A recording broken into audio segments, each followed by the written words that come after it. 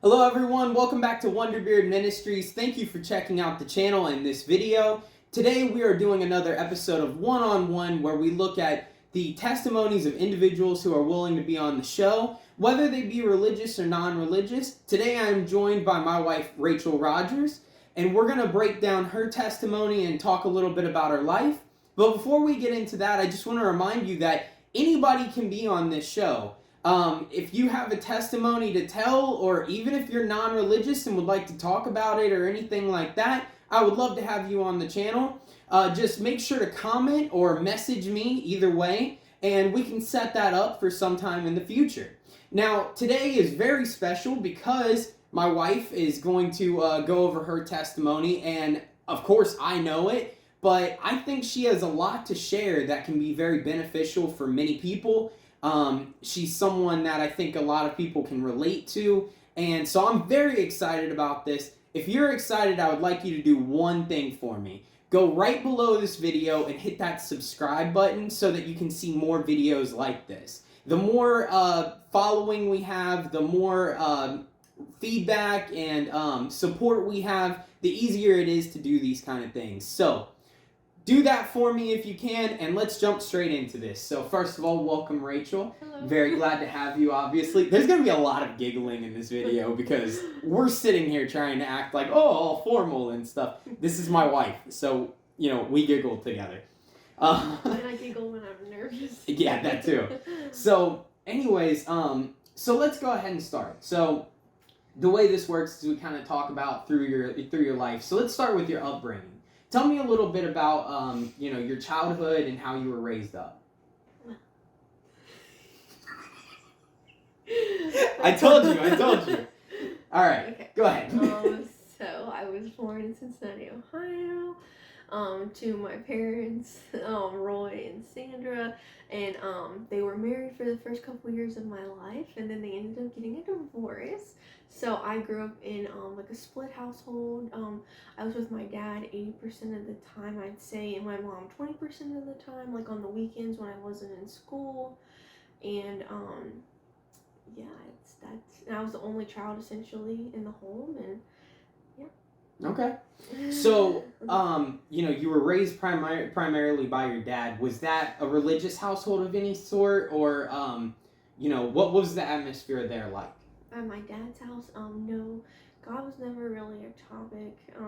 We didn't talk about God or the Bible or anything like that. The only thing really like God in our house was we had like a family Bible underneath our table in the living room. But no, my dad used to he grew up Catholic, and he used to practice Catholicism as a child up until he was about like probably in his early 20s, and then I don't believe that he continued to practice that afterwards, and so there was no type of influence of God in my home. Okay.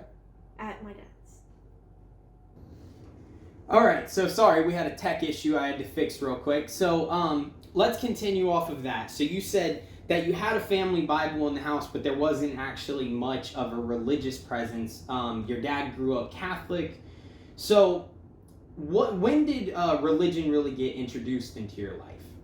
Well, it would be more when I was at my mother's house on the weekends. I remember going to church ever since I can remember going to church with my mom.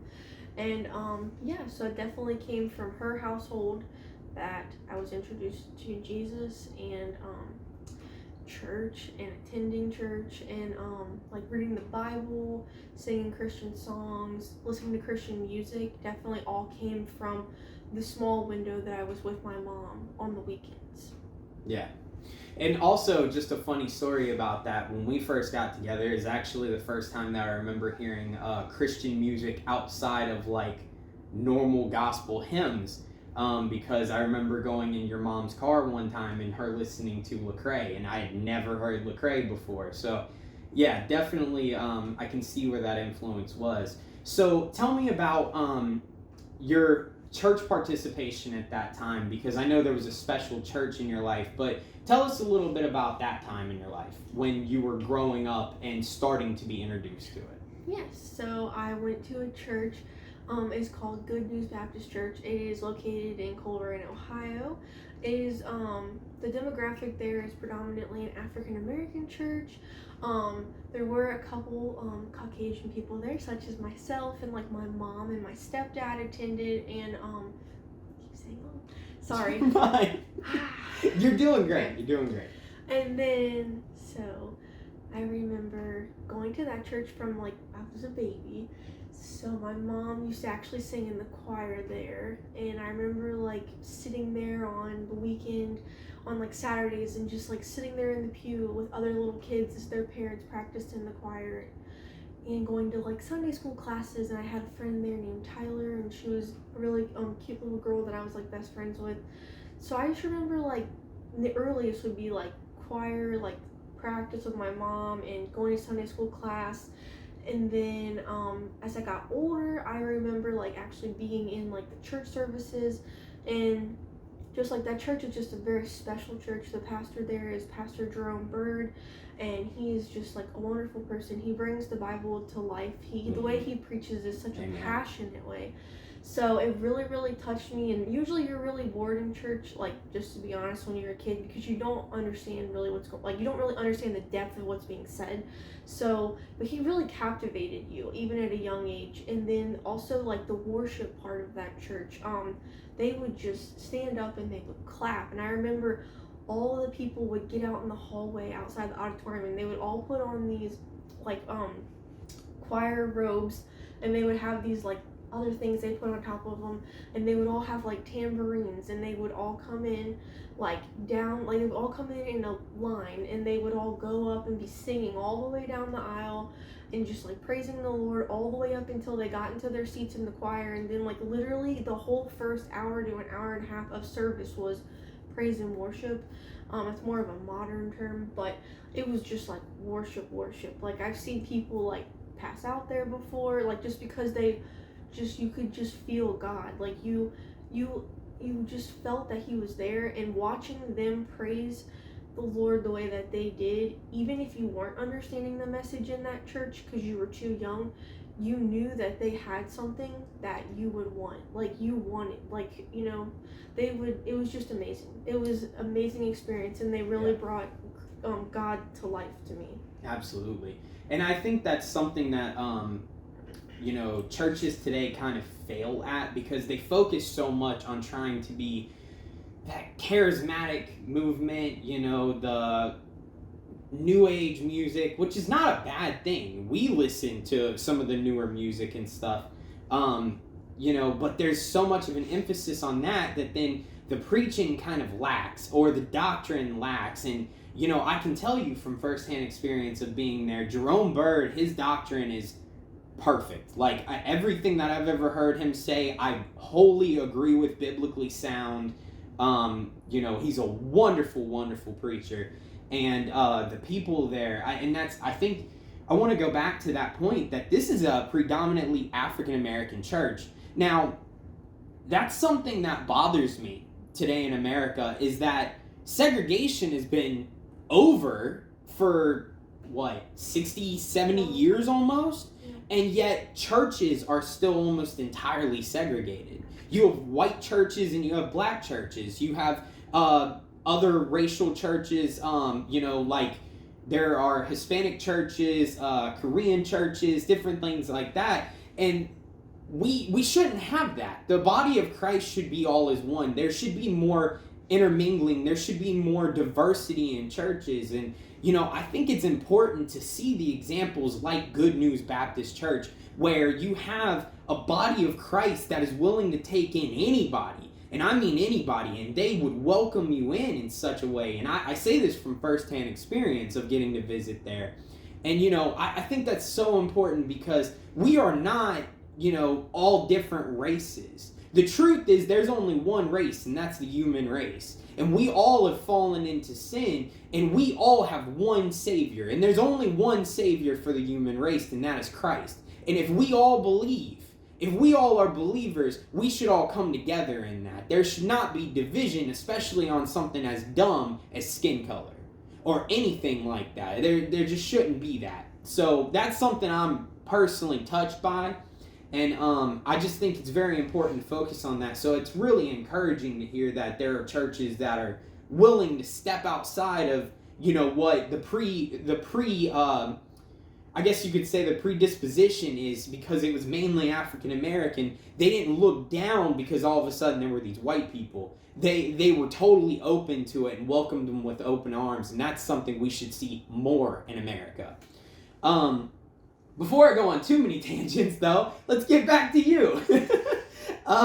So you go to Good News Baptist Church. You're seeing more of this experience. When did something change going there for you? What came along next? What came along next would be me as like when I was 7 years old. So I was like in first grade. I decided to ask the Lord Jesus into my heart. At that church, once again, people were really on fire for God, and like they would have the altar call, and there would be people going down there on the altar or just crying and getting saved. One man, I will always remember, he was like 90 something years old, and he was in a full 3-piece suit and was like, I'm getting saved today and I'm getting baptized today. And he literally got saved and went up and got baptized in his 3-piece suit, and it was amazing. That's so and he nice. was like 90, and it was just amazing. It was amazing witness. And so I felt very comfortable to be able to go up there. And my mom in Sunday school class, also what we were in, you're getting to be like 7, 8, you're getting closer to like 10, and you're starting to understand a little bit more. And they kept, saying like, do you want to ask Jesus into your heart? Do you understand that he died on the cross for you and shed his, and like lost his life and like shed his blood on the cross for you and gave his life for you, I should say. And do you want to live for him the rest of your life? And of course I wanted to. I wasn't necessarily a troubled kid or a bad kid or anything. I was 7. I was just a kid, and I was happy with life and everything. But yes, I definitely realized that Jesus was becoming more real going to this church. So finally one Sunday at an altar call, I was just like, okay, I will go up. And my mom went up with me, and it wasn't like I had to go up, but I felt like it was the right thing to do. And so Pastor Jerome was very, very excited that I came up and asked, that I would, not asked, but he was very happy that I was wanting to go up, and I had asked to be saved. So we ended the service, and he said, can you come to my office with me? So we actually had a meeting in his office, because I was younger. He did want me to truly understand, what I was doing, and that I truly understood that I'm asking Jesus into my life, and I'm going to be living, I'm pretty much putting myself out there saying, I'm going to live for him the rest of my life. So we talked in his office, and I told him I truly understood what I was going to be doing. And so I actually got saved and said the salvation prayer and invited Jesus in my heart inside of his office at the church. And he gave me like a little Bible, I think, or a certificate, I'm not sure. And then we set up baptism a couple weeks later. I was baptized there by him and everything. And so that's kind of like, so that church ended up being the church where I did officially give my life over to Christ. And I wanna talk about that moment, because that moment is so important and it's so pivotal in the life of a Christian. When you truly accept Christ into your life, it doesn't matter, first of all, what age. I think that's a misconception today, is that, if you get saved young, it doesn't really matter. You're not really saved. And that's just not true. It's not. Our faith, it can be broken down. The gospel can be broken down to a level that children, very, very young, can understand it. And it's meant to be that way. God wanted us to step forward with childlike faith, as he calls it. And so it's not meant for just people 18 and up. It's not meant for people over the age of 12 only. It's not Legos. It's not something like that. It doesn't have an age that you have to play with it after, right? It's something that when it hits you, it hits you. And that's when it matters. That's when everything can change in your life. Now, there's this misconception with that moment, though, that everybody has this kind of like coming to Jesus moment where you break down in tears and everything. Did you see that when you got saved? No, I honestly did not feel anything. I felt, my mind understood what I was doing, and it's not that my heart wasn't in it, but I just knew it was the right thing to do. It's kind of more like I was more, not that I wasn't heart led, but it was definitely more of like a knowledge head, like initial head led decision. And my heart followed, obviously, and I really understood, like really like start to love Jesus for myself. But still, I was still very young, and so no, I hadn't been through a ton of things in life where I'm just broken, and I was like, I need a savior. It was more of, I'm seeing these people, I'm seeing other people weep about this man. I'm seeing other people give hours of their Sunday to sit in a building and hear about him, and gather about this man. Like, he's special. Like, he did something special for us. So I knew that it was the right thing to do. But no, there was no, like, crying. There was no goosebumps. There was no feelings of anything. I wasn't expecting necessarily for there to be at that age, but no, there wasn't anything like that. Yeah, but it was still fully a submission to Christ. Yes, I understood all the what same. I was saying. Yes, but so you get saved, and obviously that's the most wonderful thing. That's incredible. So walk me through the next few stages of your life. What happens after you get saved? Well, obviously I lived with my father, like I said, 80% of the time. So the school year was in St. Bernard, which is where my father lived, and it was a public school. At the time, it was just, you had to live within a certain perimeter of the area to go to that school. So I had grown up with the same children from kindergarten all the way up to 6th grade, like when you graduate from elementary school to go to junior high. So pretty much like from 1st grade to 6th grade, you're a kid, you like Barbies, you're going to school, we had school plays, like hanging out with your friends that live around the block from you. There wasn't a lot of emphasis in God, once again, in my home that I was living in predominantly. I just knew that going to church was a weekend thing, and I did, once again, read the Bible on the weekends with my mom, or like we would pray every single night before I went to sleep if I was at her house, the Lord's Prayer.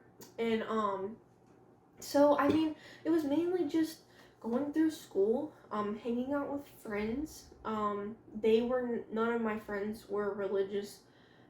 Religious really isn't the greatest word, but they were not religious even, or had a relationship with Christ at all. Neither did their parents. So like usually it tends to come from someone older than them. So there was really none of my friends were Christian influence. There was no one to talk to Christ about, not even my dad, when I was at my dad's house 80% of the time. So just kind of like, I knew Christ and I still believed in him, but I wasn't doing anything like getting in trouble with anything, just living everyday life, kind of just for yourself, just to like have fun and like go to the mall or play with your toys or something. So not to put this it's pretty simple. Yeah, to put this in perspective, it's basically like you got saved, and then because nothing else much happened, you basically went on pause, right? Yeah, it was like a weekend thing, like, I was like, we were faithful and continuing going, learning like, cute Sunday school songs, singing in front of the church with other kids, remembering Bible verses, like, loved, what is the thing in the summer, why can't I think of it? Vacation Bible School? Vacation Bible School was amazing.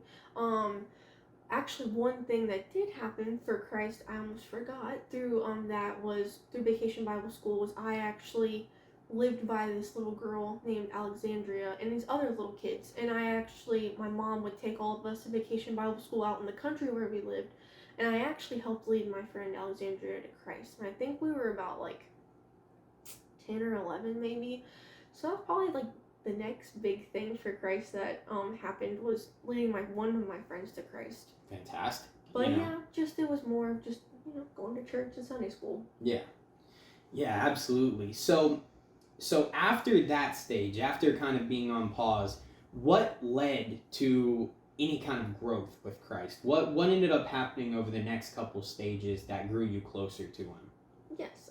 So as I lived with my dad, majority of the time, he actually ended up getting sick and he got diagnosed with pancreatic cancer, and he was given like 4 months to live, I believe. So I knew things were going to be changing, and I actually had met John by then also. So I wasn't hanging out with like my previous friend group it was just a bunch of girls and we had just grown up together. So I kind of wasn't hanging around them really anymore. I was more hanging out with John when I could. So but anyways, so then my dad ended up getting sick, and so I knew things were going to change. I mean, he was going to pass away from the cancer. So, like, going through the motions of, my dad going on hospice at home, and just that was definitely extremely hard. Definitely started, like, I feel like even just, like, from the diagnosis, start praying more, start talking more. We tend to all of a sudden want to talk to God more after, we're having problems or something like that. So I feel like that's definitely a point where I was like, the one person in my life that I feel like I always felt like God knew, like, if you had to take away anybody in my life, don't let it be him. It definitely, and it ended up being him. It definitely was like a shock, and it was like, well, like, I'm not that I'm alone, but it's like the one person, like my rock, is going to be gone, so I really need to lean on like the true rock. And the one person that's never going to leave you, ever. He'll always be there. He's never going to get sick, and he's never going to go away. So that's pretty much the biggest point, is the diagnosis to after my dad's passing, finishing up the 9th grade school year, having to move out to Wilmington, and then that, especially actually once I got to Wilmington, we were involved in another church named Bible Baptist Church, a very big congregation, very nice church, very, very nice church, and we were like going religiously, like me and my mom, like we were always there whenever the doors were open, Sunday morning, Sunday night, Wednesday night, and we did Bible making like on Mondays, or if there was an event or a ladies meeting or something, we always went. So I feel like during that time of moving to Wilmington and like getting involved in that church especially is when I really started to learn, like, get a true relationship with Jesus budding and like flourishing. Yeah. And I've told my testimony before, but I want to emphasize this because we're talking about the story of Racheal. You might think, well, at least she had you in her life at this point, but I was nowhere near the person I am now. And our relationship was, I wouldn't say dysfunctional, but very immature. Mm-hmm. Very immature at this point, and I was not the person that I needed to be for her at this point. So she really did have to lean mainly on God. I mean, it was about the only route she could turn to because I was not there for her as much as I should have been. And once again, I apologize to you about that. Obviously, it's a long time ago now, but, wish I could change things. But unfortunately, we do see this many times. We see this in the Bible in different examples. We see this in life in everyday examples. We see tragedy end up growing you closer to God.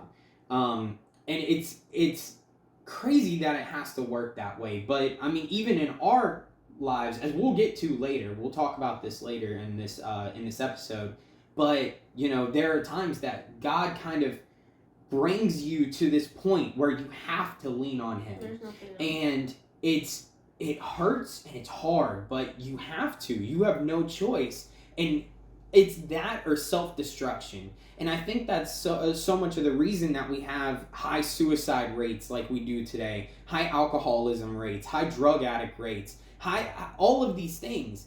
And it's self-destruction. That's what it ultimately is. You can do therapy, you can do all of these things, but ultimately there's one spot missing in life, and that's always going to be the need for the Creator. That's going to be the need to come back to the one that made you.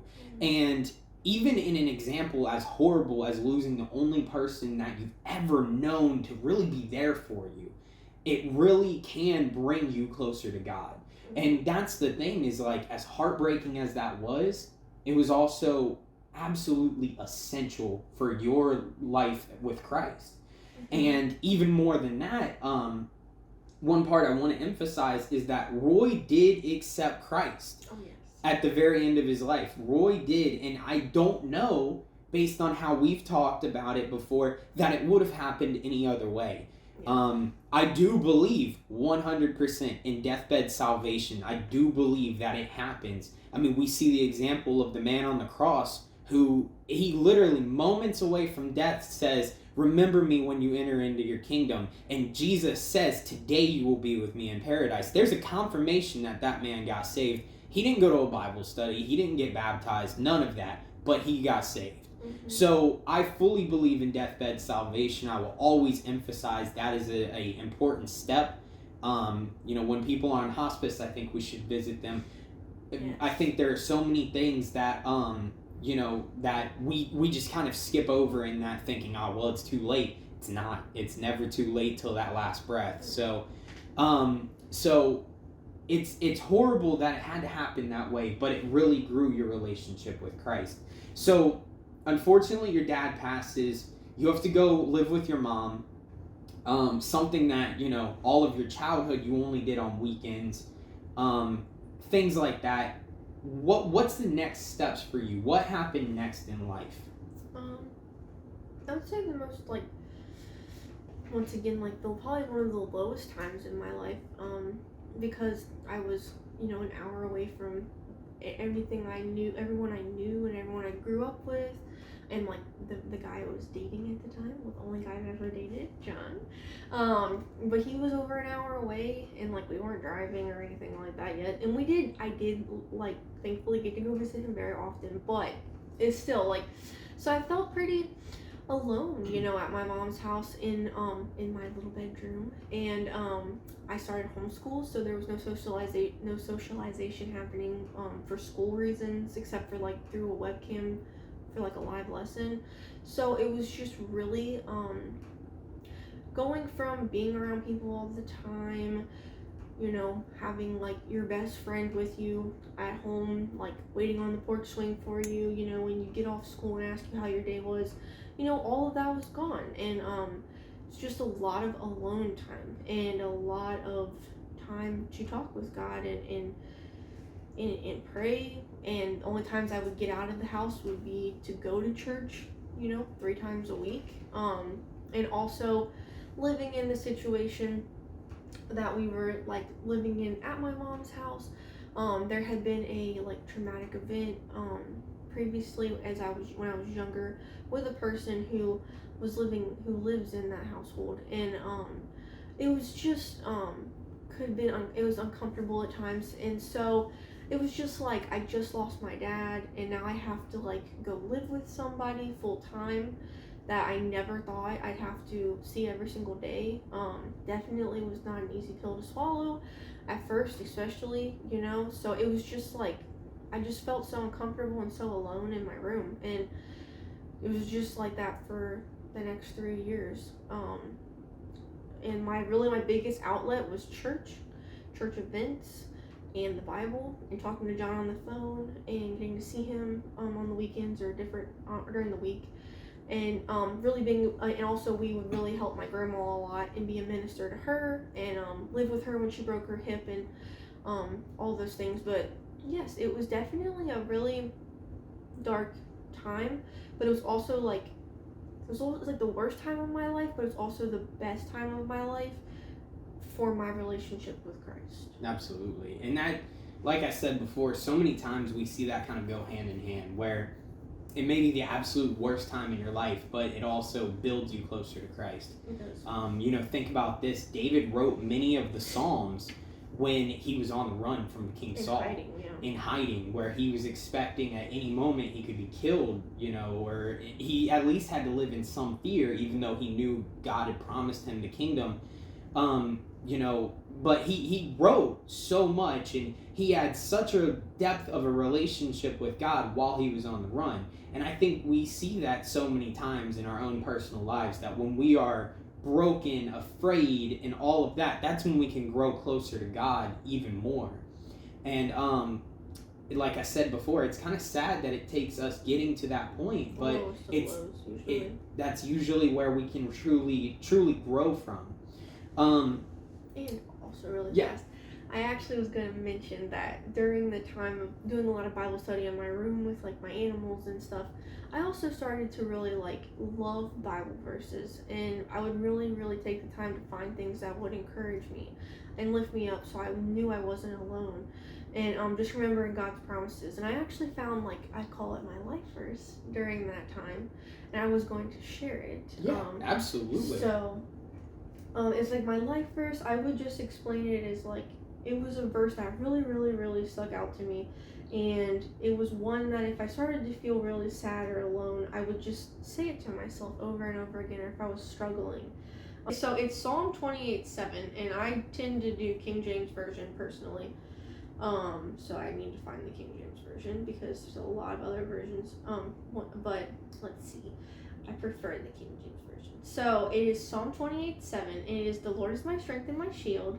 My heart trusted in him, and I am helped. Therefore my heart greatly rejoiceth, and with my song will I praise him." So it really just reinforced the Lord is my strength, so I don't have to be strong on my own. He's my shield. He protects me. And my heart trusts in him, and it tells you in past tense, it says, "and I am helped." So he's already helping you. It doesn't say I'm going to be helped. It says I am helped. So he is helping you. He will continue to help you. So that's really something that has stuck with me up until now, like 10 years later.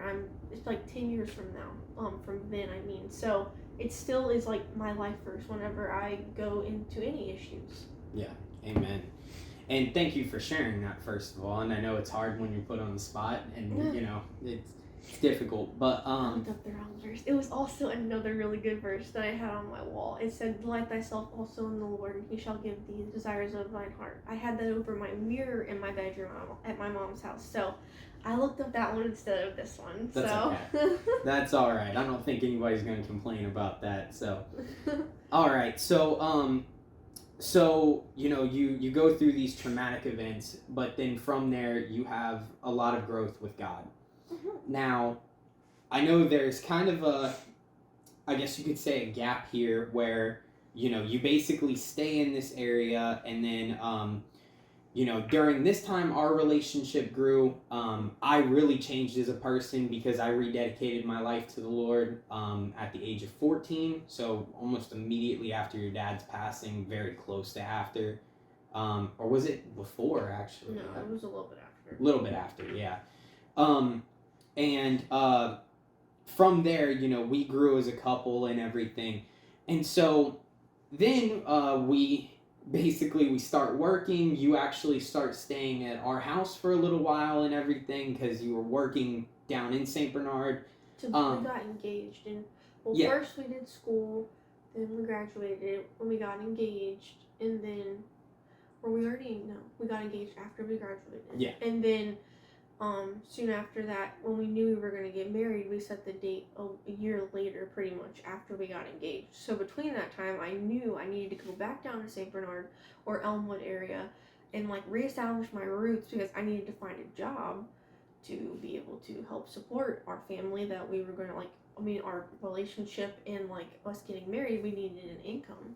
So yes, I ended up like living on his mom's couch for a long time, and getting a job at a bank, and I got my first car down there, so we were wedding planning, and we could start getting ready to get married in March of 2016. Yeah, and I wanna emphasize something here, because you made the decision to marry me, which to this day you could maybe debate if that was the right decision. I'm just playing, of course. But you made the decision to marry me.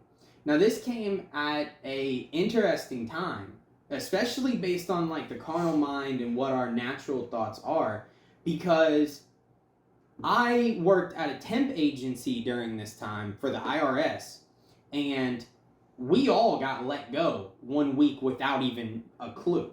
Like nobody had a clue, like the temp was coming to an end, and all of a sudden they just said like, you guys need to find new jobs. I was unable to find a job until literally like a month before, no, not even that. It was like a week before our wedding. Um, And you had an interview set up for after the honeymoon. yeah, To get for hired. after the honeymoon. So, you know, Racheal really took some big steps of faith, even being willing to get married to me at this point, because there was no planned future where I could provide for us. There was no emphasis on, like, you know, we weren't rich, nothing like that. No, there was but no plan. We definitely saw God's hand on our relationship. Absolutely. The fact that, you know, there was some reason that I still wanted to be with John. To this point, we still don't know why, but yeah. But no, and just for even, like, you know, for him to be so young, and he proposed at 18, and then we got married at 19, and then, like, but still, there was just, and there were a lot of things we went through during that year of engagement. Absolutely. With his side of the family, and just more so, just like, it just seemed like, you know, Satan was just trying to get us out of God's plan, but we saw God's hand on our relationship during the engagement. Even, like, we got a free house from his dad. His dad is a he works in retail. Not retail. He worked in rental. He could work in retail. He could definitely. He could sell you anything. You all know that now, but no, he worked in as a realtor. Realtor, yeah. He's like a landlord. Jeez, he has properties. He had many properties. Yes, and so he basically gave us one. I'd say he basically gave it to us for free. It was definitely a very, very discounted amount, and you know, yeah, and when all of this was going on, they helped us out so much, and you know, we could see a total difference, you know, with even the job. A guy, like, it was Walmart. It wasn't anything insane, but still, a guy had called, and once again, this is like a week before we get married. A guy called me and said, yeah, I've got this job open for an assembly person to build things, and if you know anything about me, I can barely screw in a light bulb. I cannot build anything. And actually, Racheal is probably more handy than I am, honestly. Close, at least. We're almost on the same level.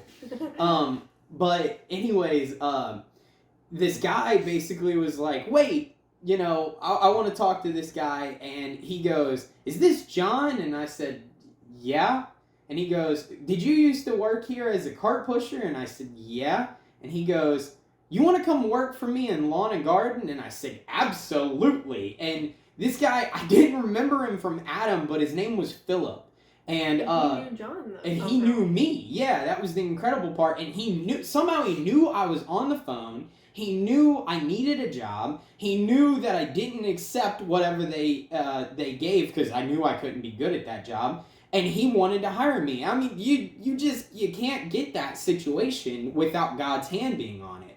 And so then going closer to the wedding, a bunch of stuff in the wedding was provided for us, with major amounts of help. Free venue, free food. Like, we had my old babysitter, she, like, literally decorated the whole thing. Yep. We went to, like, free marriage counseling at the church. That was, like, their only requirement for us, like, getting married there. They were so sweet to open the building to us. It was a really big building, and we had, like, 10 people at our wedding, so we didn't need that much space. But there was legitimately like 30. It was beautiful for pictures. Yeah, it was gorgeous for pictures, but man, when you see the picture of you walking up the aisle and there's like 7 people behind you, it's all chairs. Sad. It's all chairs, empty chairs. But no, we were so blessed. We were so blessed. And even the honeymoon, we got gifted a hotel stay. At the wedding, we got enough money to cover the honeymoon and a little bit more. We had nothing. We had no money for a honeymoon. We were starting off. I didn't have a job. Racheal wasn't working anything insane. I was working as a bank teller. And that doesn't give you a lot of money. No. You may handle a lot of money, but you don't get a lot of money. Yeah, you don't get to keep it. No, but we actually had a stay given to us off of a coworker, and then we were like, okay, we have like this 3-day or 2-day, or wait, like 3-day, 2-night hotel stay in Gatlinburg. Amazing, like, funnest time everything. ever. But the thing is like, okay, we have a free hotel stay, but we have no way of like, we had a way to get down there in a car. We didn't have gas money, we didn't have spending money, food money, nothing.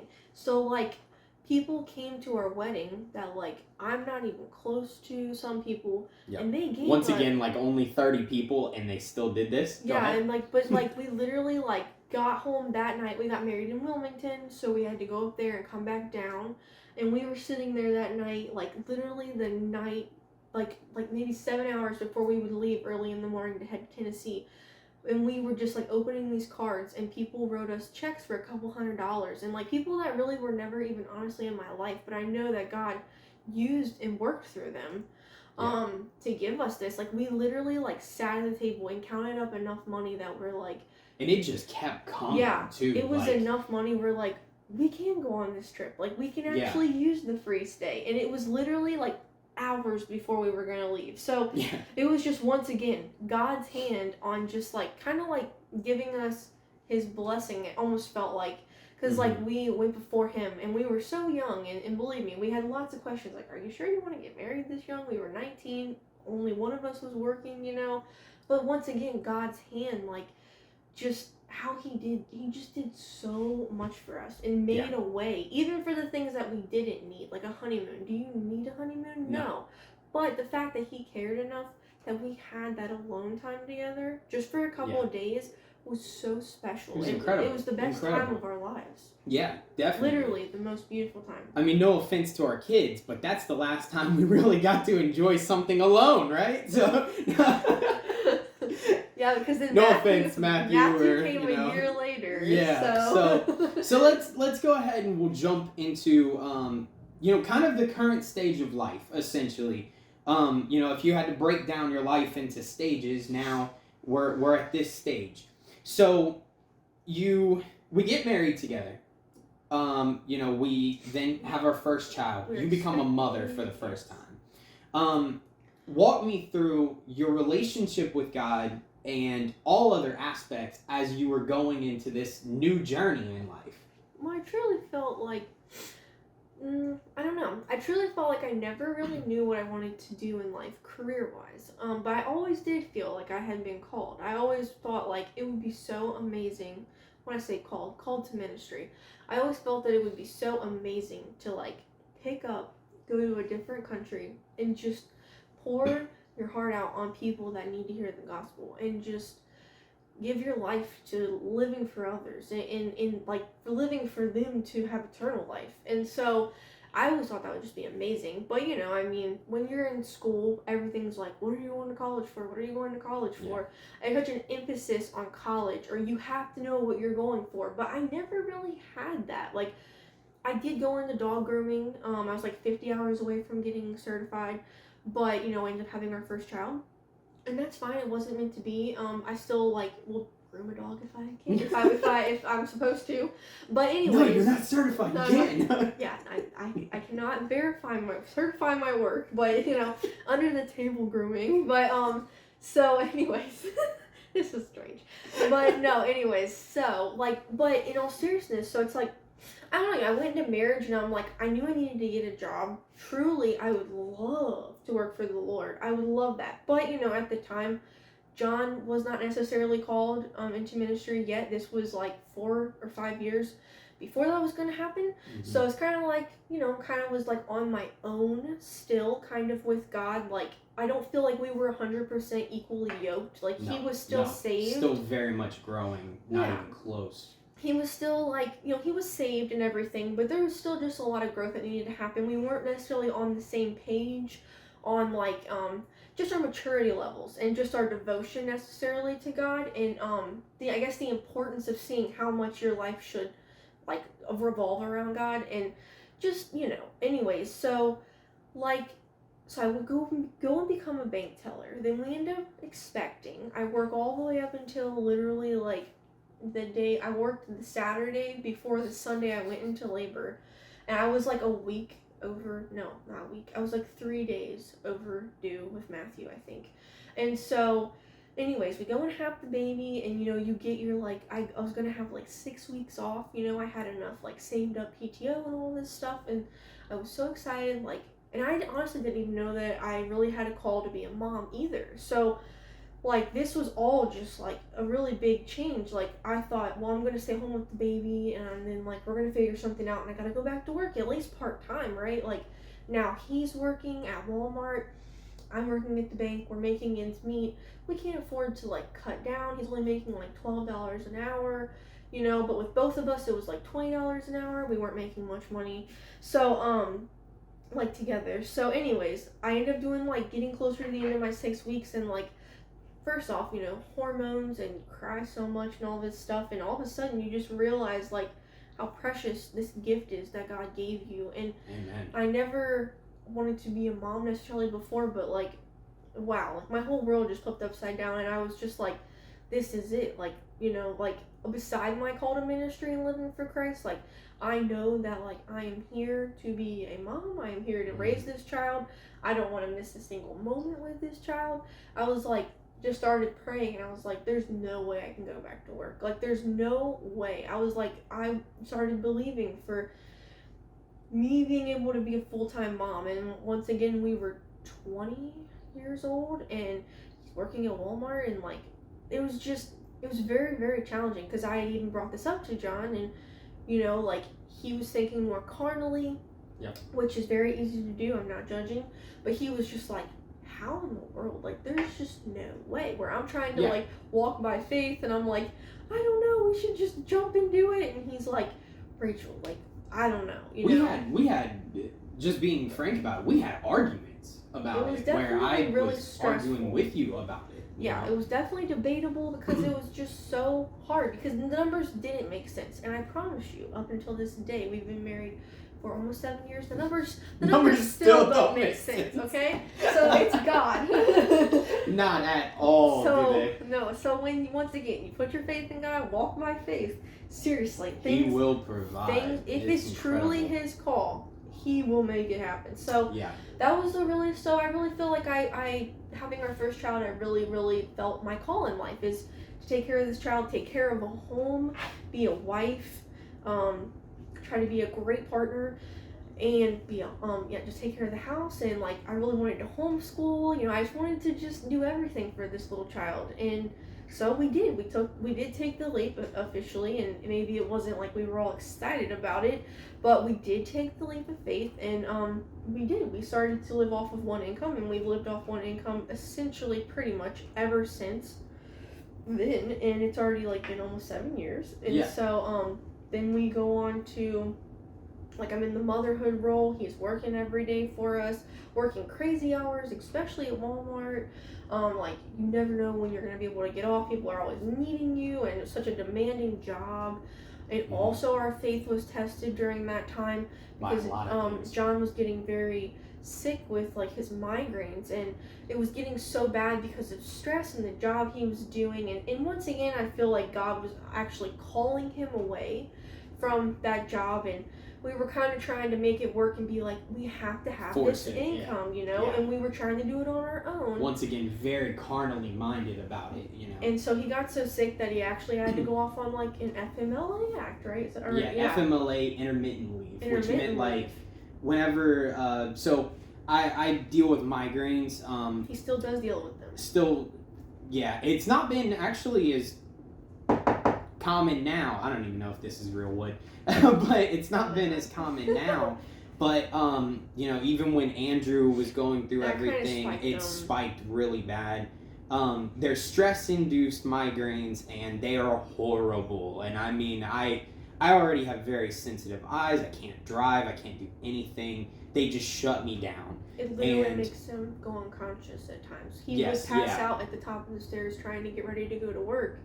And then, like, he'd be laying at the top of the stairs, and you hear this thud, and you're like, he's gonna miss work again. And it's not about literally the work, but it was just they were taking over his whole entire life. But we had paychecks. Literally, we still somewhere have pay stubs of less than $100 because I couldn't go to work.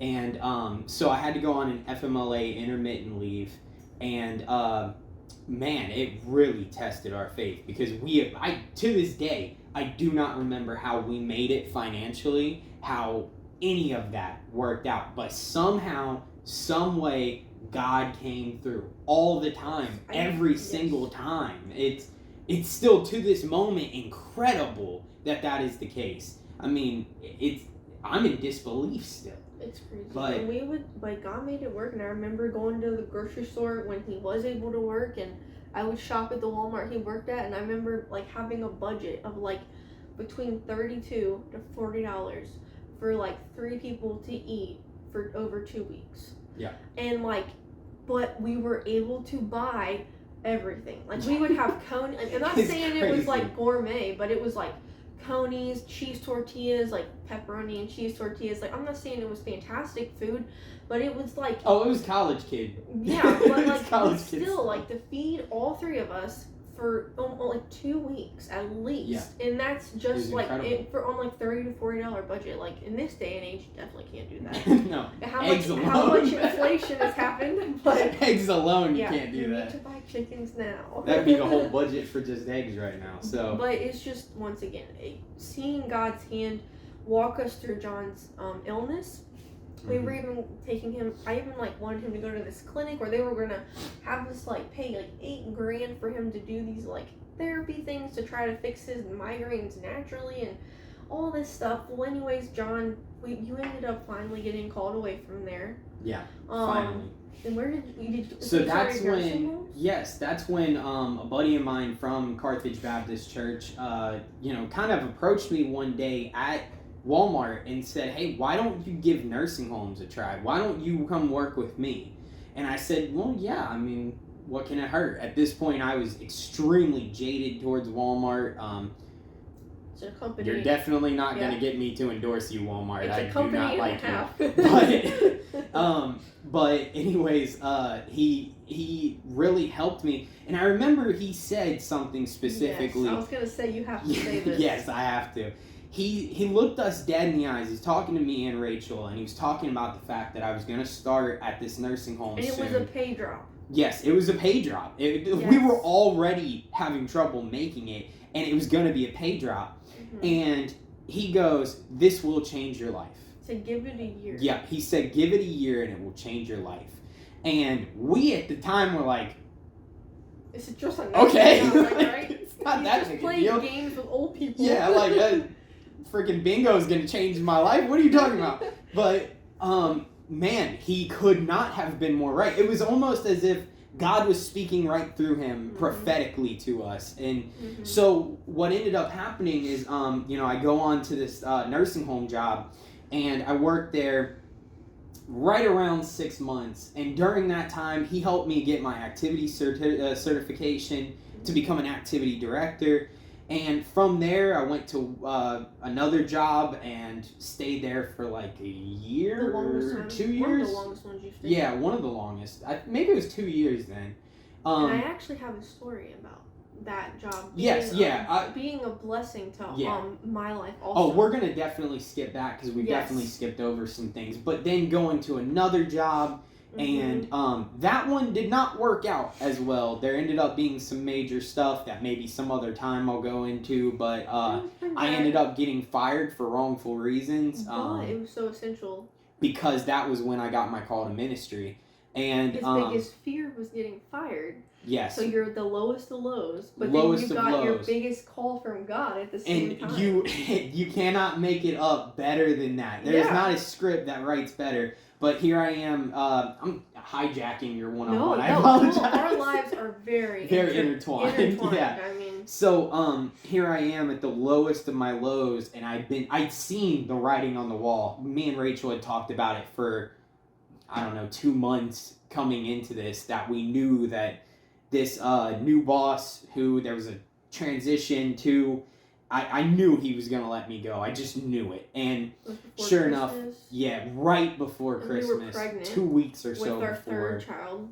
And here it comes. He calls me down to his office, and he begins with, John, you've been such a help to the company and all this stuff. And he goes, but based on what all happened, we're going to have to let you go. Which, by the way, what all happened was a load of crap, and none of it actually happened.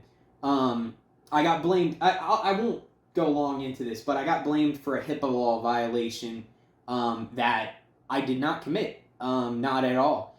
And in fact, the degree of it was exaggerated to the point that they said I gave out information of injuries, location, and all this different stuff to people that weren't supposed to have it. I didn't know any of that information to the very moment that I'm getting fired.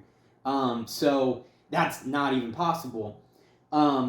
So anyways, but the guy used it as a moment to start clearing house. He fired, I think it's 7 or 8 people, all essential staff members right after me. So no doubt, I'm not going to go into it, but that was a big fear of mine. My biggest fear in life was not being able to provide for our kids and Racheal, and just feeling like a loser. And in that moment, and I want to cry.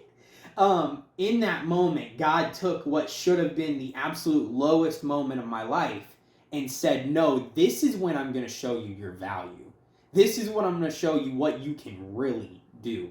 And I remember sitting there in his office and just looking at him and just hearing, as he's literally screaming in my face and talking to me about, like, well, not screaming, but he's talking to me very sternly and derogatory about all the things I had done wrong and how what I did was completely unacceptable and all this stuff. And here I am just hearing, you're going to go into ministry. You're going to go into ministry. You're going to go into ministry. As if somebody broke a record in my head.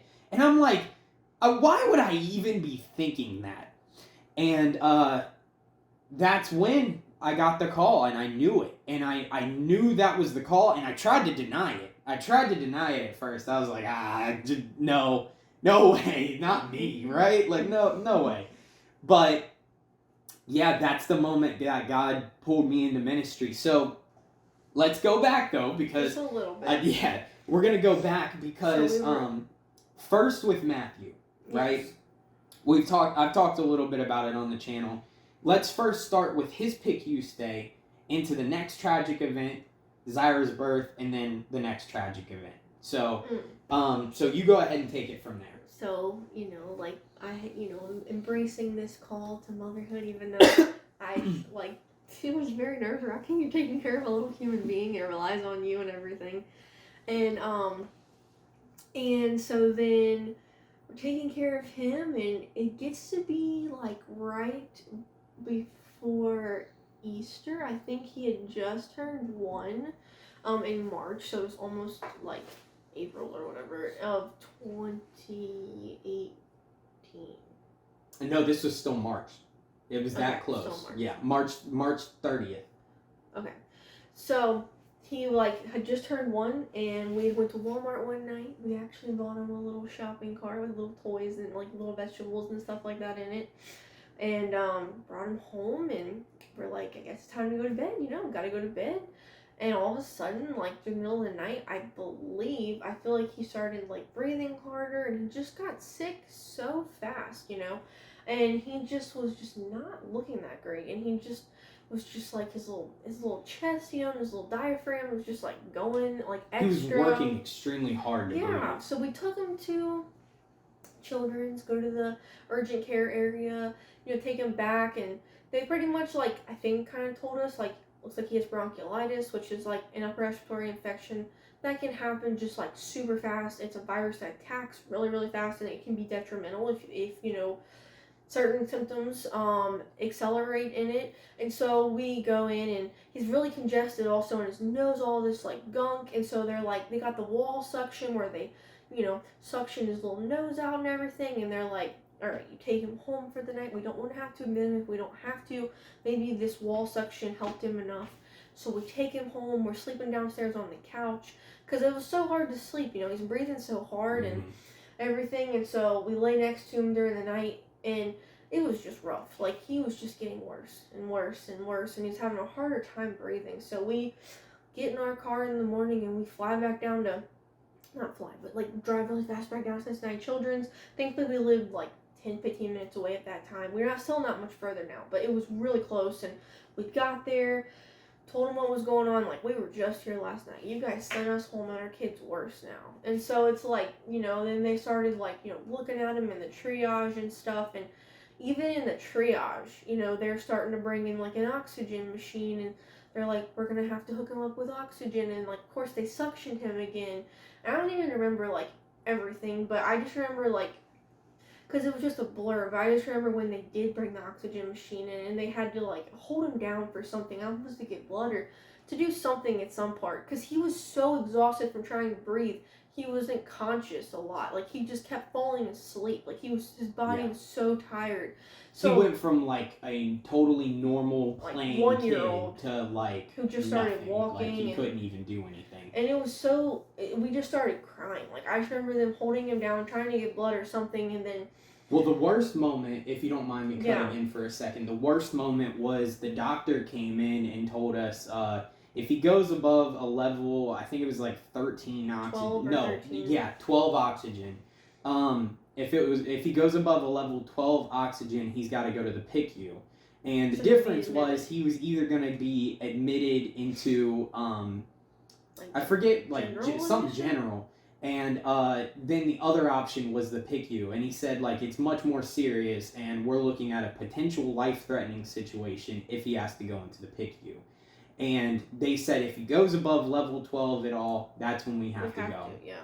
And about 15 minutes later, a nurse came in, didn't say a word to us, walked straight past us, and cranked it up to level 13. And that's when me and you both bawled our eyes out. We just had no way to control ourselves. Like our kids laying there lifeless, like hooked up to oxygen, and like it was just, we were like, we knew we were gonna be admitted. Yeah. So we ended up getting admitted, and we were only actually there for like 2 full days, I think. Maybe went home on the third. It was a miraculous recovery. But John, like we stayed up all night, like holding him. I actually fell asleep a lot. I was so tired, so John stayed up all night and was praying over him, and we were both praying. And I remember even having like a healing book that I brought to the hospital, and I was just reading all these healing verses and stuff, and believing for them for the Lord to heal our child. And sure enough, within 3 days, he was totally fine. We were leaving. Even the doctors at Children's said, we don't know what changed. We just know that it was one of the quickest recoveries that Children's has ever seen in that regard. And it was incredible. Once again, you see God's hand on that, and was also a humbling experience, because me and John both had instances where, we had to take turns leaving the room to go get food from the cafeteria, and it changed me forever. We both had instances where I was in the elevator. You were in the elevator? No, I was walking out of the PICU and just happened to look over at a woman's child in the room with her. And they had the room to the door open, and the baby, not baby, it was a child of like 8 years old or something like that. Pretty young. But anyways, the child was sitting there, and it was like God gave me the knowledge, and that I just knew what had happened in a way, not super in depth. But I looked over, and this child had a trach put in, and it was like one of the permanent. I've had to work with trach tubes before. It was one of the permanent trach tubes, like one that you can tell, like they're probably never gonna get it removed. Or it's gonna be a long term. And this mother was just looking at her child, and in the most like joyous face. I mean, she was just elated. And I looked over and I thought, like, man, here I am questioning God. Like, why would this happen to our son? She's probably never going to hear her son say, I love you again.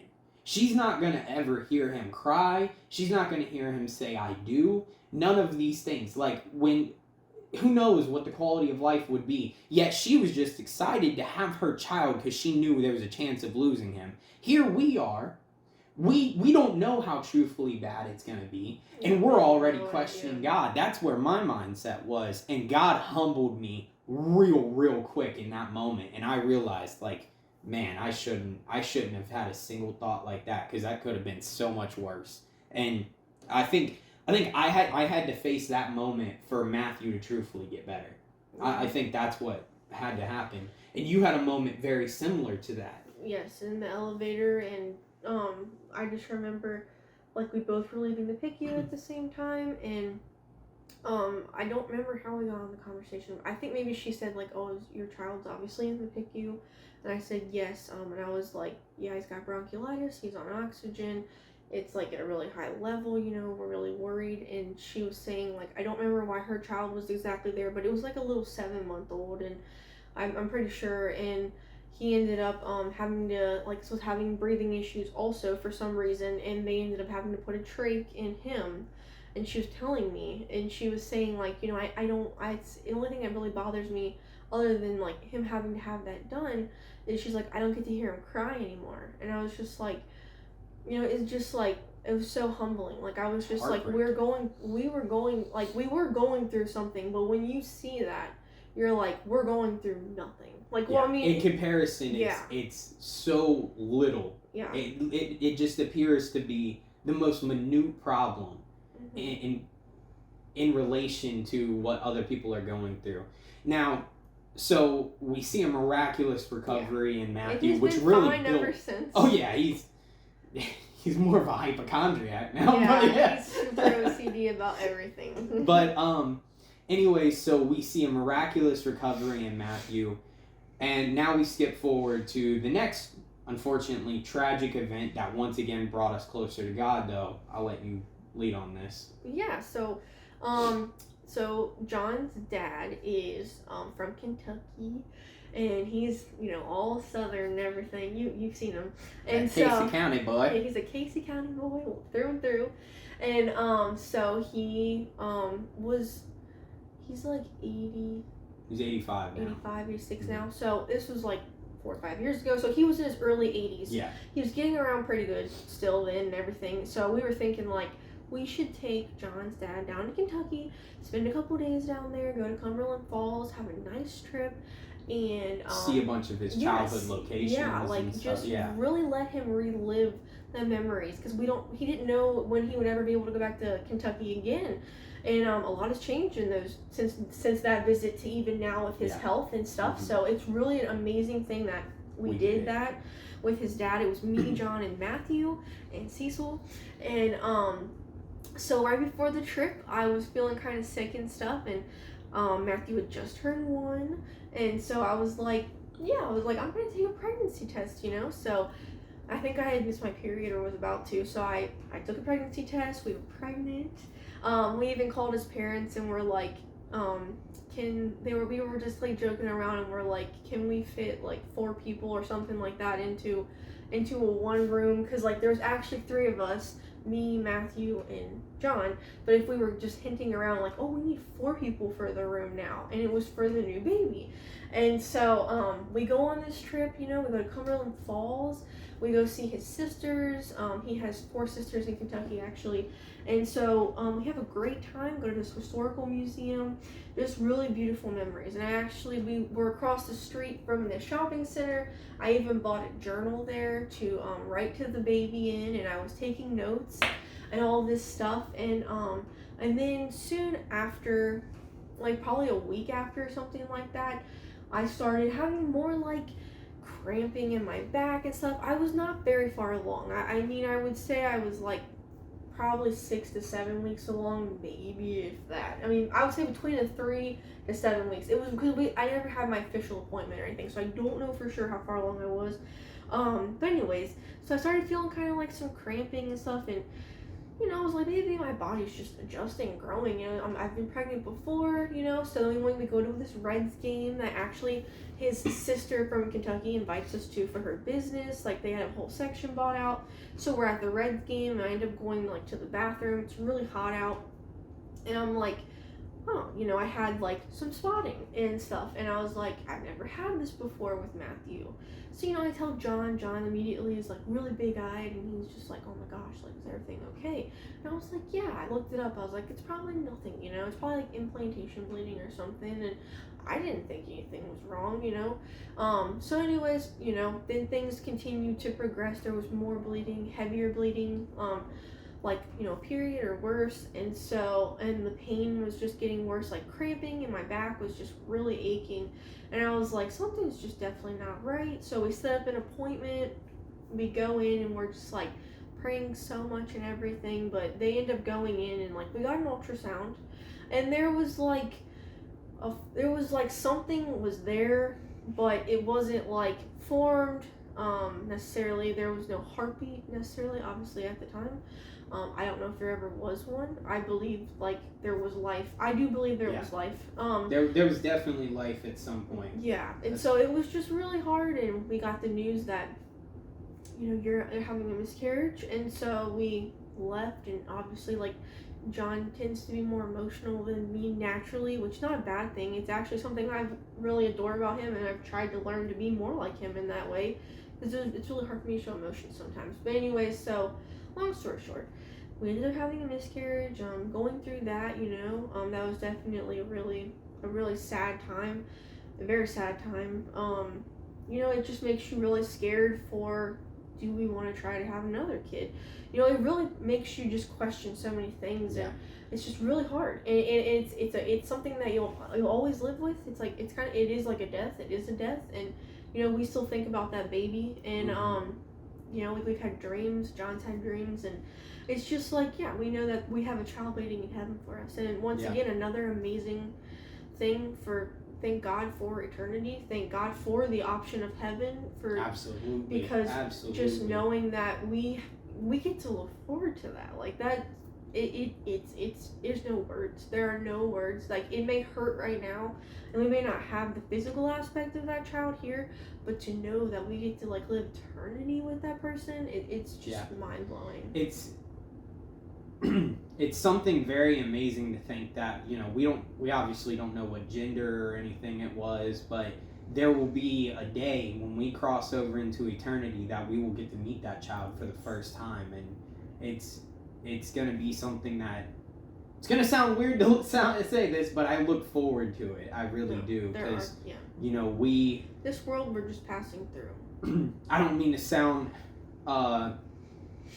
jaded or anything. Obviously, I'm not mad at God, nothing like that. There are things that happen for certain reasons, and hopefully we can bless somebody else with our story. Yes, exactly. There might be a point like that, but we didn't have the lifetime we should have had with this baby. So getting to know that the moment that we die begins in eternity with a baby that we never even got, I mean, it's gonna be incredible.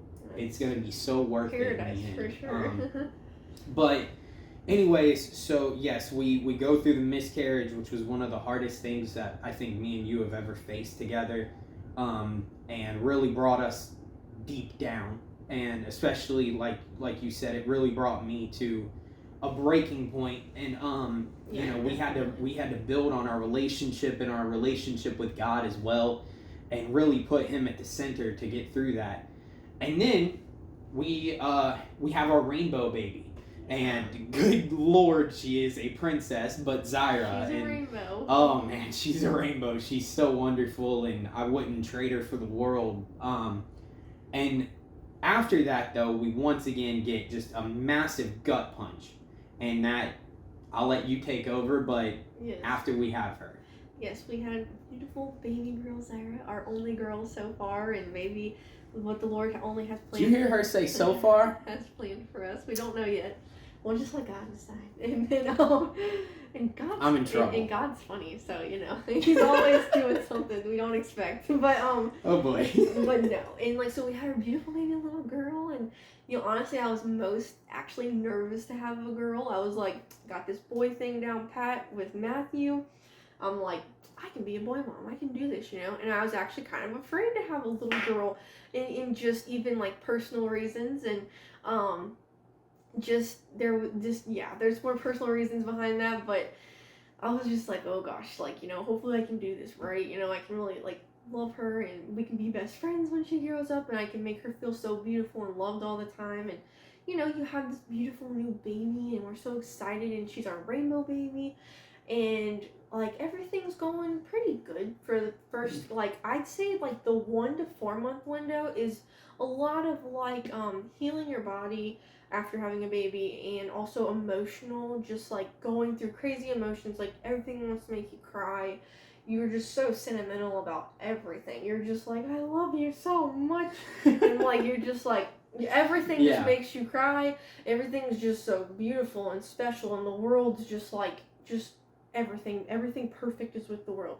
But then it's I feel once you hit around the 4 especially for me at least, my experience so far with actually Zyra, Jacob not too bad, and even with this past baby Andrew, around that time for me is just a very big hormonal adjustment, or just a giant surge in everything just going off the rails. Like the OB and people have explained it to me, like doctors, like you're on a roller coaster, and then it's like you're like so things just start going off track. And so I'm thinking everything's fine. You know, I'm balancing 2 kids for the majority of the time by myself at the house while John's providing a living for us, and he actually has a nursing home business like we mentioned before now.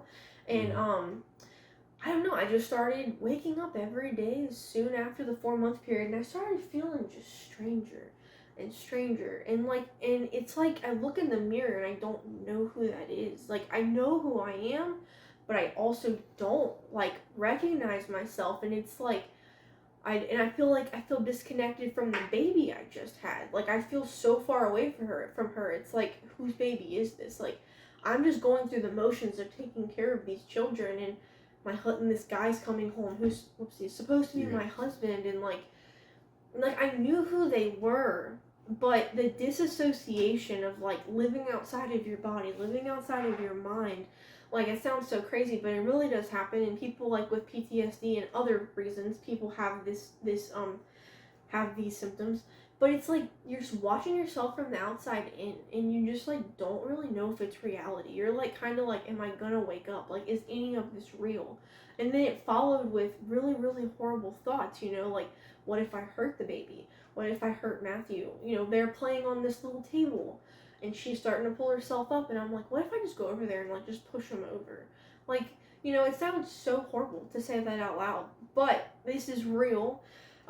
We are human. We we live in this fleshly body. You know, necessarily our mind is not our best friend. No. It needs to be renewed daily with Christ for many reasons. Amen.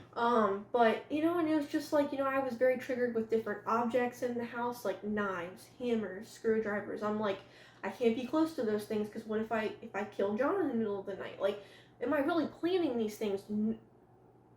Technically, no. I'm just kidding. I'm just kidding. No, I'm not. Or like, what if I hurt myself? Or like, you know, it's just like, and then I became obsessed with like, other than even having just terrible intrusive thoughts of harming others and harming myself, I also not feeling like I knew who I was or who these people I'm living with really are. You know, then I'm just feeling like, do I even believe in God? Like, and that's really big for me when I'm like, whoa, something's going on. Because I've really never, thankfully, had a moment where I've been like struggled really with like falling away from God, like ever in my whole life. And I wasn't falling away, but these thoughts were just insane, and they were dangerous, and it was just crazy, and I became obsessed with what I ate. Like I couldn't eat tomatoes. I was gonna like die if I ate tomatoes. Even though you have absolutely no no allergy to tomatoes. Yeah, and everything just freaked me out. Like I couldn't eat certain things, and everything just bothered me, and it was just so weird, and I became so obsessive with certain things and different aspects. So then I ended up like, you know, telling John about this, and John's a guy, and he's never had a baby, and I'm telling like women in our family or other women in general, and I'm like, does anybody know what's going on? And everyone's like, no, I've never experienced that. Like, I had baby blues and all this stuff, but I never had that extreme. Well, thank God for technology. There was a group that I found called like Post-Partum Depression and Post-Partum Recovery, and I actually found friends through that I talked to for a long time. I still talk to a lady named Elena in Texas who's going through the same thing as me and had a daughter at the same time that I had Zyra.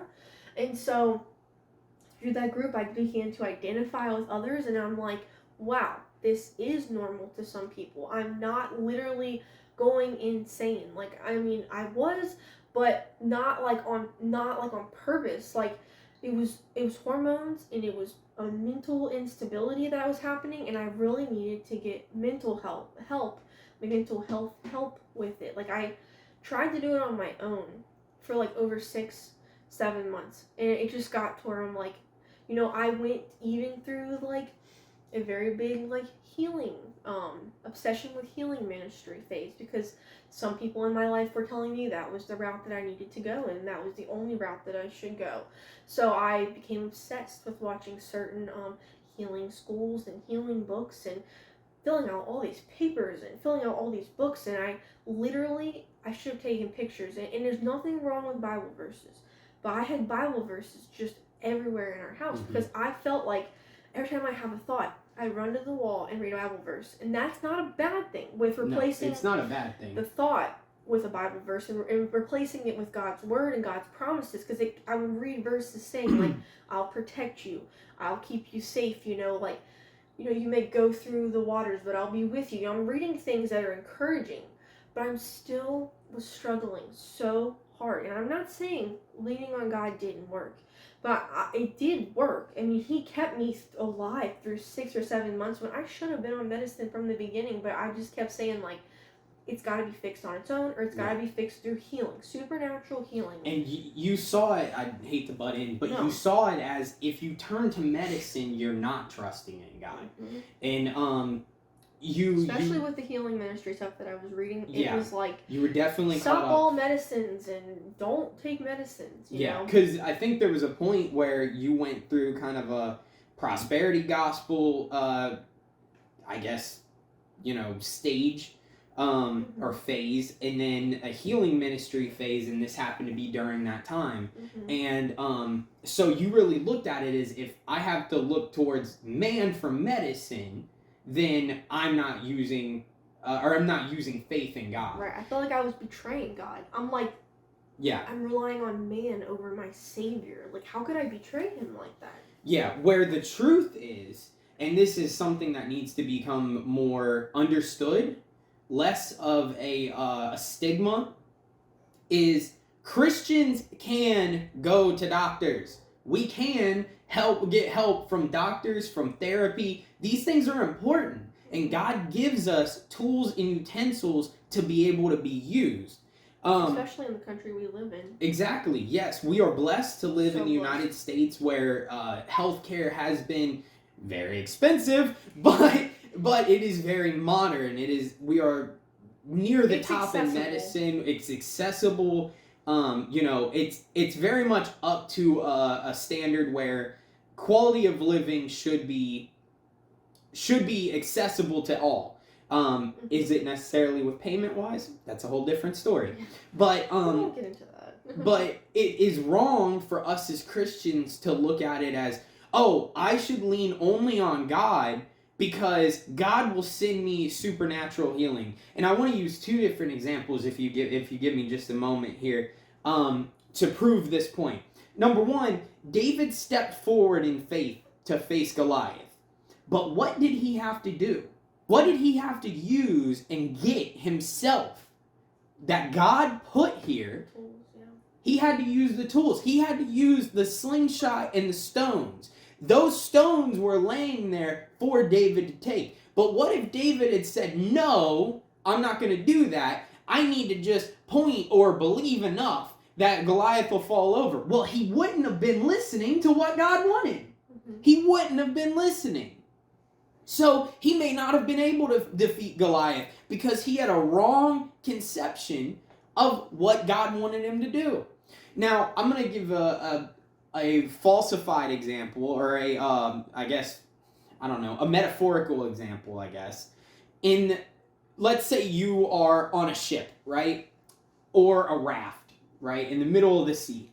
And this raft is beginning to sink. It's beginning to have a slow leak out of it, and it's starting to fall apart. Well, you're a Christian, and you start praying, and you say, God, please take me out of this ocean. Pick me up and take me out, right?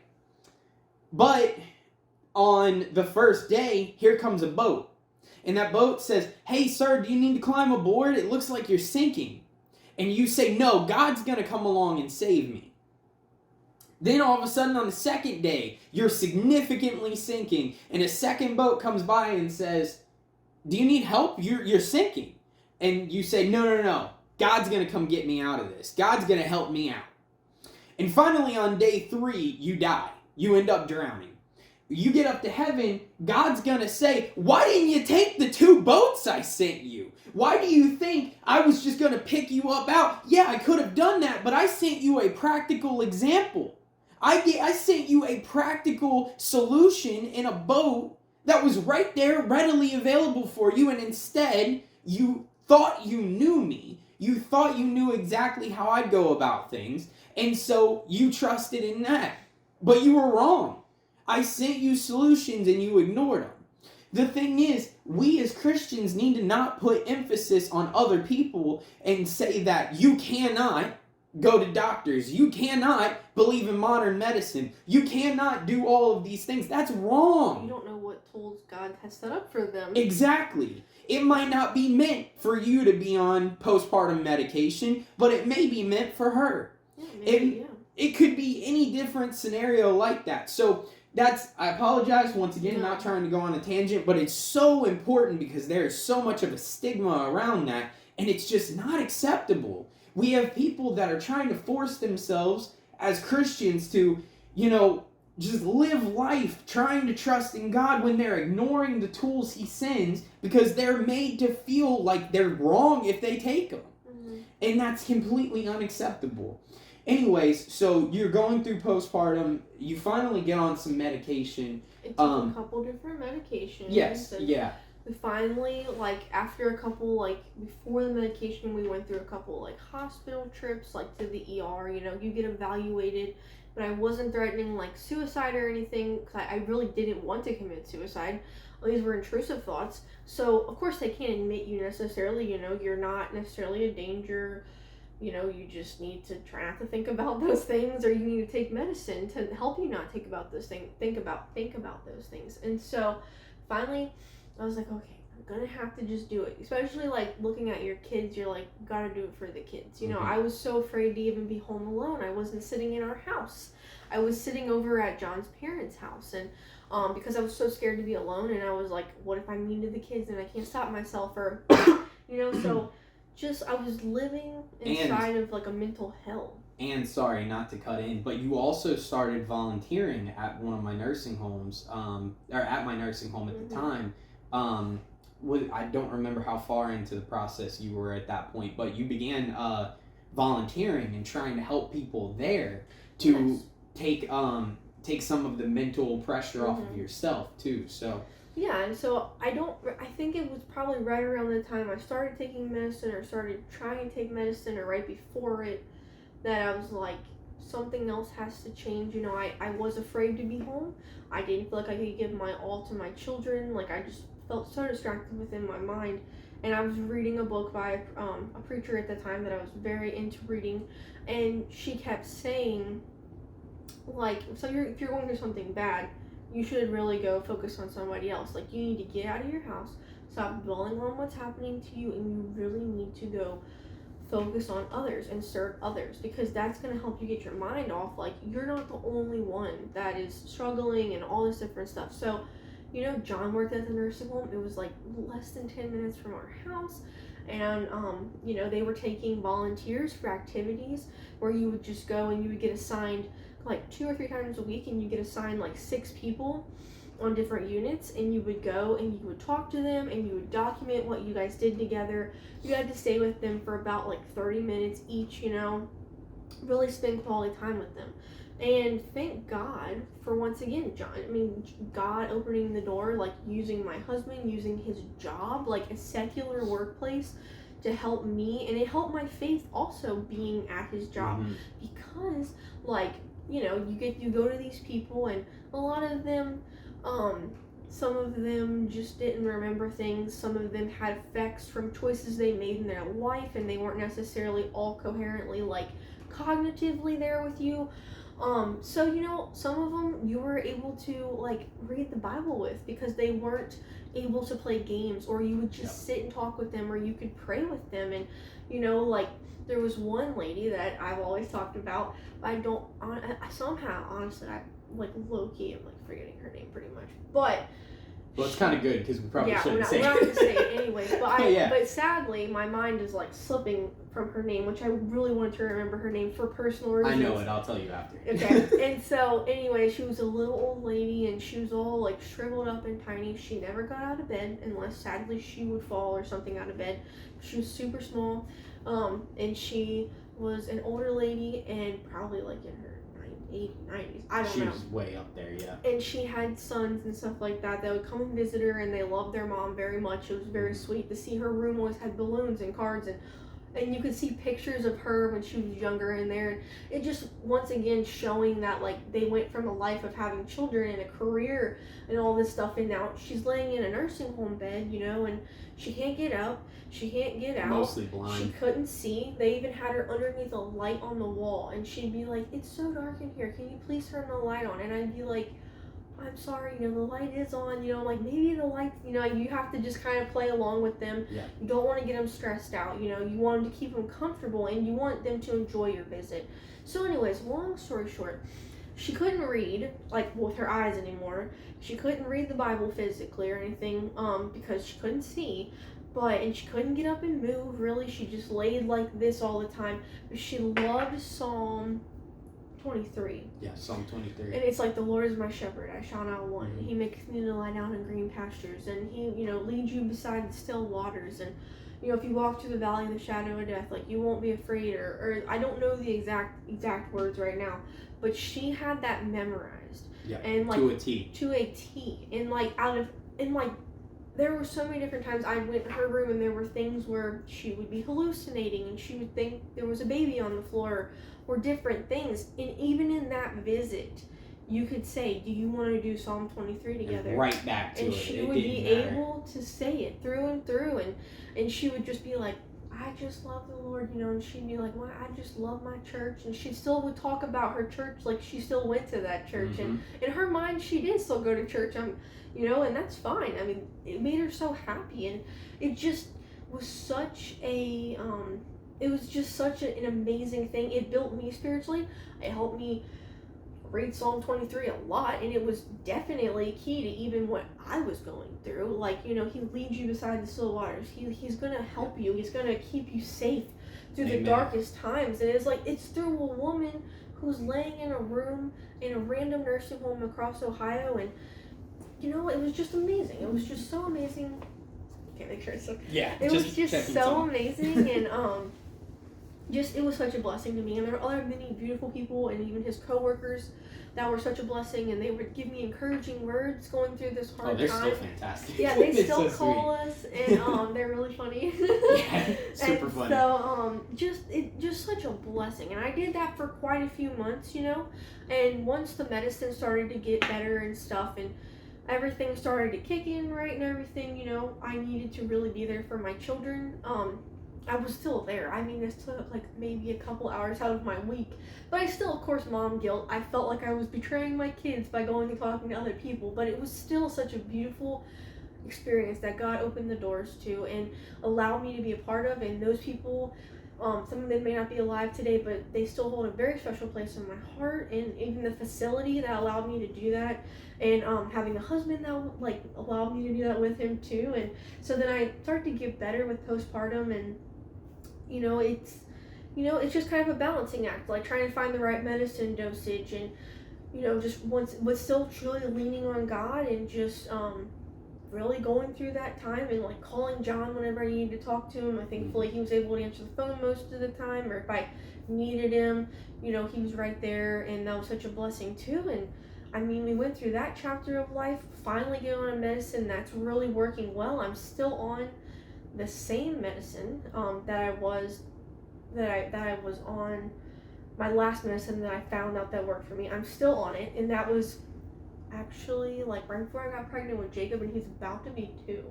Yeah. So it's been about 3 years, because you're pregnant for like 9 months. Yeah. So it's about 3 years I've been on the same medicine, and through 2 more kids. And I mean, I still have had rough patches. I still go through different waves of things depending on what time of the month it is and all this different stuff, and when hormones change. And so, but it was definitely a time of a trial. Yeah. Trial time. Absolutely. And that was a very long story. Oh no, you're fine. I think everybody's gonna really enjoy hearing you open up and everything. I can help anybody. You're not alone. I'm always available. Yeah, I mean, if any of this is hitting home for you at all, feel free to reach out to us. We would be more than happy to talk with you and everything. That goes for both me and you. I know for sure Racheal is the type of person that anybody that comes to her is going to be in good hands. So, Thank you. So, all right, I want to kind of run through the last of this because we've already got an 1.5 hour long video on this part alone. So maybe we'll like release it in snippets. maybe if we have to. But you're still here. yeah, if you're still here, comment and let us know. We'll thank you. All right, so we're getting called back to. Yeah, sorry, we had a tech issue and had to restart a section of the video. So sorry about that. So we're getting called back to a different church now that has a larger need than the church that we were coming from, technically, in the sense of opportunities for the next generation. I would put it that way. Mm-hmm. Very a blank canvas, a very faithful, small body church, but the faithful, God bless them. They are amazing people, and yes. But they are, this being Carthage Baptist yes. Church, our home church now. And there's just, and it's mainly an older congregation. A lot of the other congregation has, moved out of their parents' homes, and they're doing all this different stuff. They're maybe having children or getting married or college life or, anything. A lot of different worldly things sometimes can get distracting, and a lot of them aren't coming back to the church, and that's the way it is. So we were like, this is really a great time. We're a young couple. We've got these young children. They don't have anything currently set up for like youth. Nothing hardcore set. Like if a ton of kids showed up, of course there would be people going downstairs and teaching them a lesson. But we were like, let's really build this thing. By teaching them a lesson, she meant like literally a biblical lesson, not like beating them. Oh my gosh.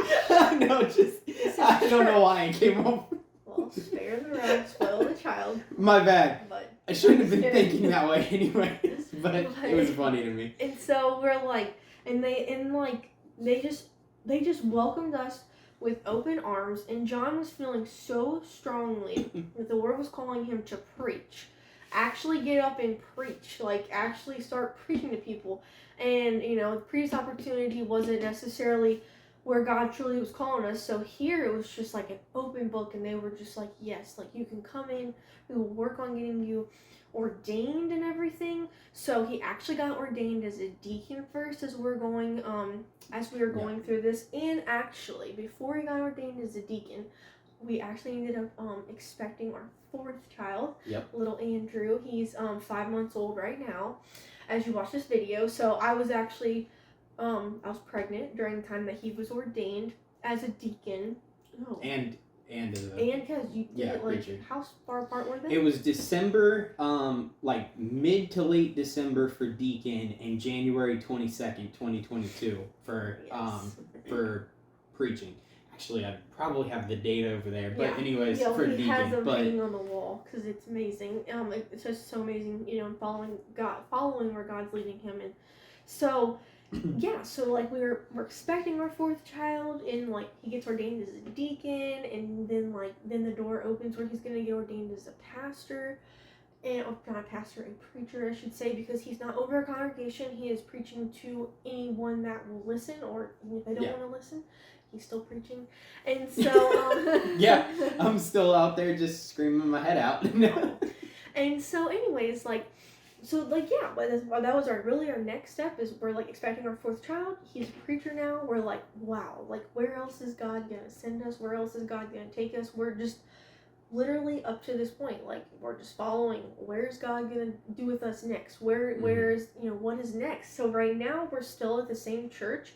That's where God has us, and we are still doing things with the youth there. John has his own small class for pretty much ages between like 9 to 10, really 10 probably, because the girl that he's mentoring, she like looks like she could be 10, but she's pretty much 10, literally. She'll be 10 this year, and then it kind of goes up to like the 18 to probably 20-year-old mark, depending on where you are maturity wise, because you never know, even if someone's 18 or 19, they still may need to really have the true basis of the gospel broken down to them. And then, so anyways, he's doing that, and then I'm kind of in between like nursery care and then teaching young kids in Sunday school. So it's like from like 9 and under is like in my class. So really young kids have to like, make it very base level.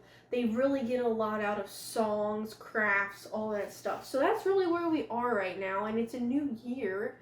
And we're really trying to introduce some new things this year. We want to do a VBS this year, hopefully. If we're still at this church, this is where God is still calling us. We want to be faithful in that.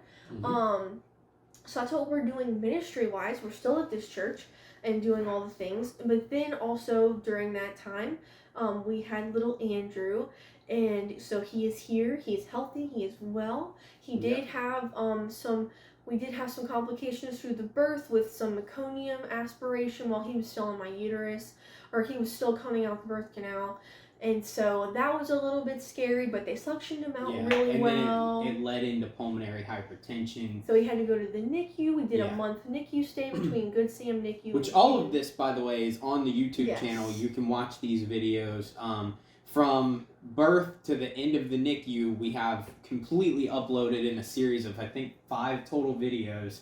4 or 5. I think it's 5, though. 5 total videos, so you can watch the whole process. But there's actually something about that I wanted to pause and talk about really quick.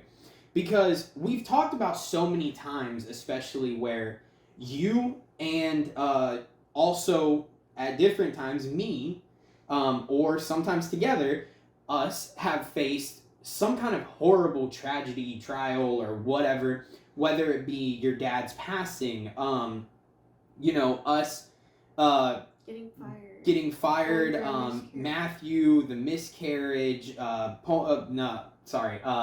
postpartum depression, different things like that. Yet, when it came to Andrew, as horrible and as terrible as that time was, I feel like it was the strongest we've ever been. Oh my God. We had no option. We were broken. In that, though, I think we really leaned on God the best we have so far. In our whole relationship, probably. By far. And I think we really grew a lot as a couple through that. And I think especially, seeing God work and seeing exactly how even a situation like that can be used and all of this, it really put emphasis on what we're doing here. What we are doing as a couple, as a witness for God. Mm-hmm. What I'm doing as a preacher, what you're doing as a Sunday school teacher and a mother and a wife and everything. And all of this, it showed that we had grown so much that we could truly, in the face of something absolutely horrible that we wouldn't wish on our worst enemies, that in the face of this, we could truly lean on God. Mm-hmm. And I mean to a degree that the only reason we could find happiness and peace at any point during that was because we were looking to God. Yeah. It wasn't even fun to eat. No, and look at me. I love eating. That's a statement right there. Look at me. Girl. Stop it. If you're at this point in the video, tell her she looks amazing, right? Like, come on. So, anyways, though, even having to go to the food court to eat was like it was so depressing. It hurt, and just everything felt like life was just ending. Yeah. And we had 3 other kids at home, but it was still so hard, like balancing all of it, and and I think there was just so much growth and so much and I think even before that we grew so much as a couple, and the steps we had taken for God already had shown through so much because we had this emphasis of it's me, you, and God in this. And we had each other, and we had God, and we could lean on God and build each other up, talk to each other, and put our feelings out there, and pray with each other, and it changed everything. Oh, yes. But it changed everything. Mm-hmm. Because it really showed where we were in our relationship to be able to do that, and it showed where we were in our relationship with God to be able to really go to Him and know that everything was going to work out for His glory, even if it didn't work out the way we wanted it to. Yes. We were there for a reason. Exactly. And I still, to this point, I mean, there are even people that are subscribed to this channel that we met in the NICU. And to those people, first of all, hi. I hope your babies are doing great. If you need anything, reach out to us. I would love that. But even that is such a blessing in such a terrible time. So I thank God that we went through it. And oh yeah, I know it's so counterintuitive. It sounds crazy, bizarre, but I really thank God. Yeah, I'm sorry. I don't mean to keep cutting you off, but it's definitely. And we have all these like little babies we can pray for. I mean, we don't know if they're still in the NICU or not, but there's little babies that touched our heart. It raised awareness for us. Yeah, I mean, like not everybody goes home and like we did with 3 times and gets to take a baby home and we took it for granted. Yeah, we took it for granted. There are people in that place for months, up to a year. More, you have no idea. It's just we were there and still don't even know all the barely all the details of everyone's cases. You're not supposed to, but just seeing those little babies in there and just the people that work there are just amazing for the most part, and just definitely God has got his hand on that NICU and other NICUs all around the world, and children are such a gift and they're so precious, and God loves children so much. And it was just, yes, it was an amazing experience, even though it sounds crazy to say. It was the worst experience, but at the same time, the best experience. Once again, humbling.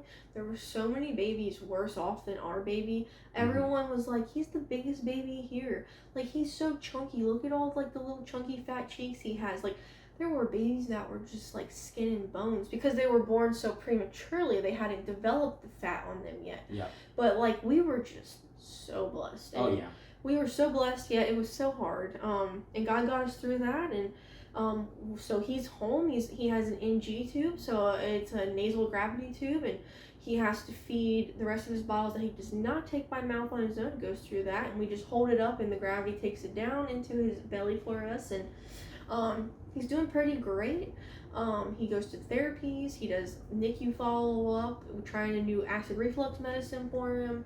So he's just been a little blessing, and how much he smiles through everything. The happiest baby. Like, if he teaches you anything, like, if he can smile and have a tube down his throat, we can smile through anything. Like, he's literally such an angel. He's man, I like that. You didn't even rehearse that, girl. He's such a blessing, and he just loves everybody. Anybody talks to him and looks at him, especially like our kids, he adores his siblings. Yeah. They love him. Oh yeah.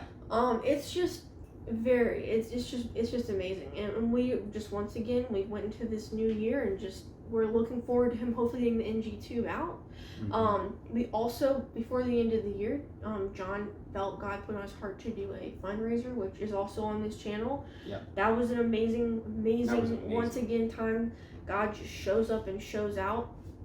I mean, and also when we were in the NICU, literally, I tell you, we had nothing to worry about in our lives except for Andrew. Like, there was God covered finances, covered work. Food, he did everything. I mean, it was incredible. So just so many. Just he's so faithful, and if that's my biggest testimony is like, I hope that my life, as I live the rest of my life, is however long I'm supposed to be here on this earth, I just want people to know that God is so faithful, and like, he's not punishing you, he's not trying to harm you, this is, if anything, all these things strengthen you to get closer to him and just love him more. And if you are faithful, he's faithful, but if you're faithful, you literally will be blown away by his faithfulness in return.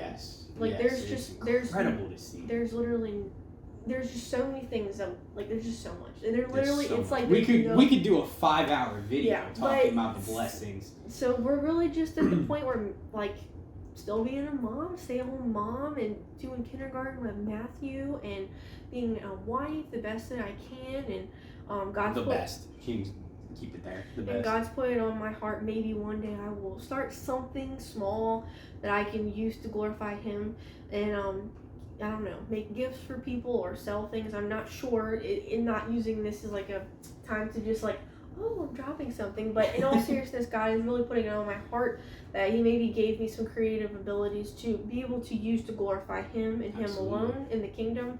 And then John still doing his ministry. It's really a family ministry, but definitely he is doing his ministry, and we're really just kind of in like a waiting season of, we're doing where we're called. We are going to where we are called. We are doing what He's telling us to do, and we're just being patient. Because it can kind of get tiring sometimes, to be honest. Yeah, it definitely can. It can feel stagnant. Like, are we doing enough? All this different stuff.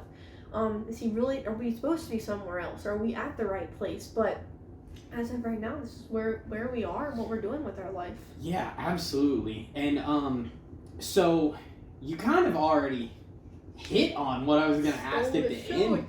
Yeah, no, you're doing great. You're doing better at this than number one I expected, and number two than me. So that's kind of a problem.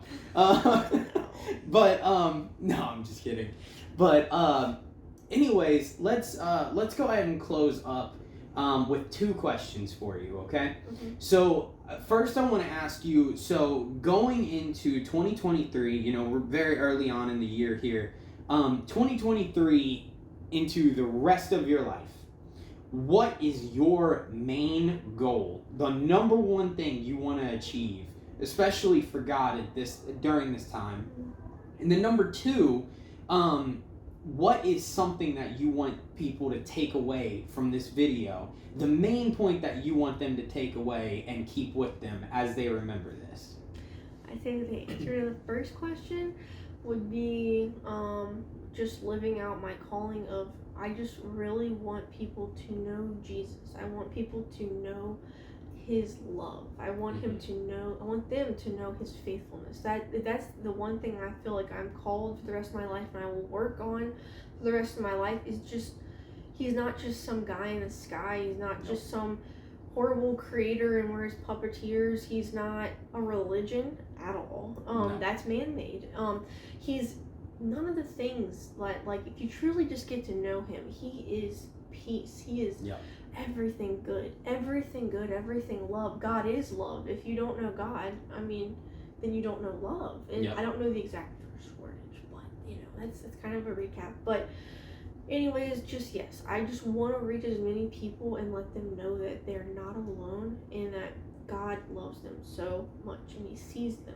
Amen. And the second part would be to take away from this is how much God loves you and how much Jesus loves you, and kind of like my life verse, like the Lord is my strength and my shield, my heart trusted in Him and I am helped. Just know that if you give your life over to Christ, it's gonna be the best decision that you've ever made, and that He will be your strength, He will be your shield, and you don't have to do this life alone. And I want everybody to know how amazing God is. So. Amen.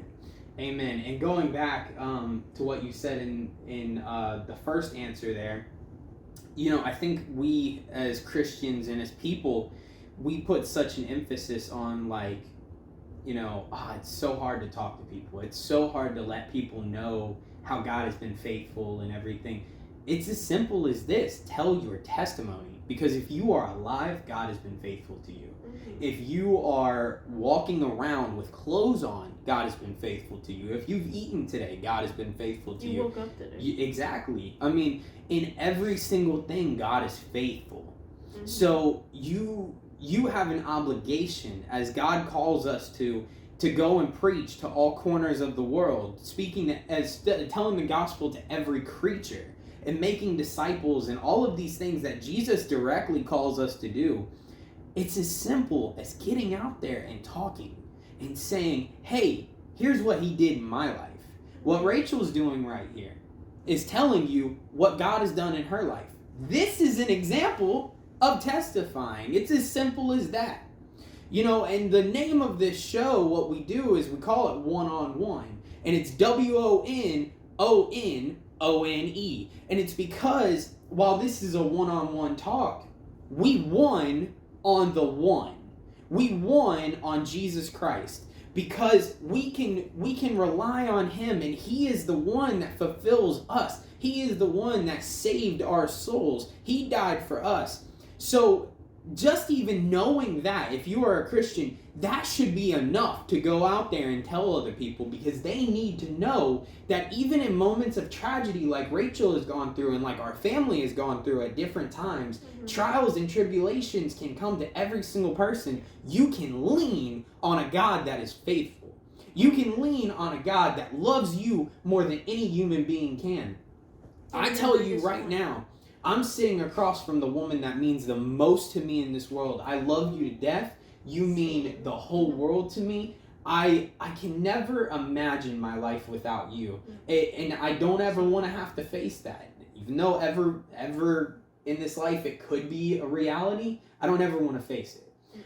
But the thing is, my love for you and your love for me could never, ever even touch the love of God. The love of God is so much that they had to create a whole new word for it in agape. A love that is so supernatural, a love that is so unconditional that it cannot be touched by humans. It cannot be a level that we can ever obtain.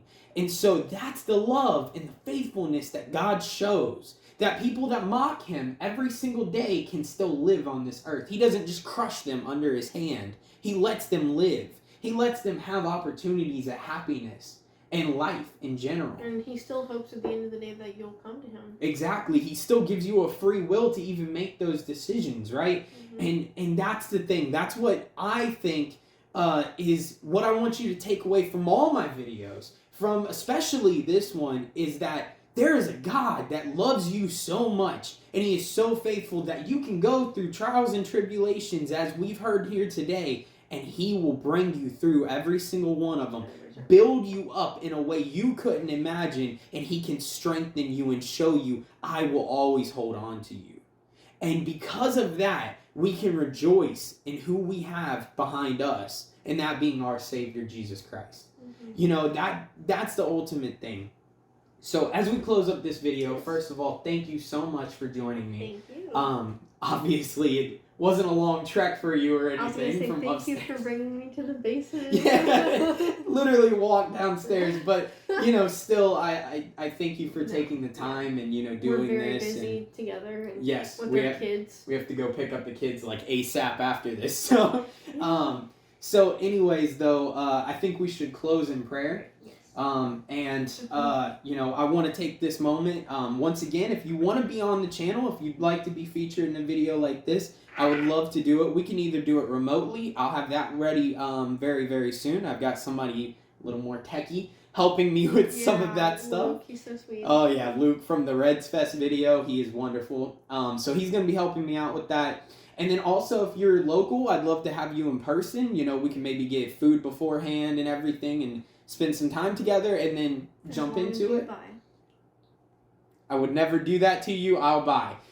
Just, it might not be steak dinner or anything like that. No offense.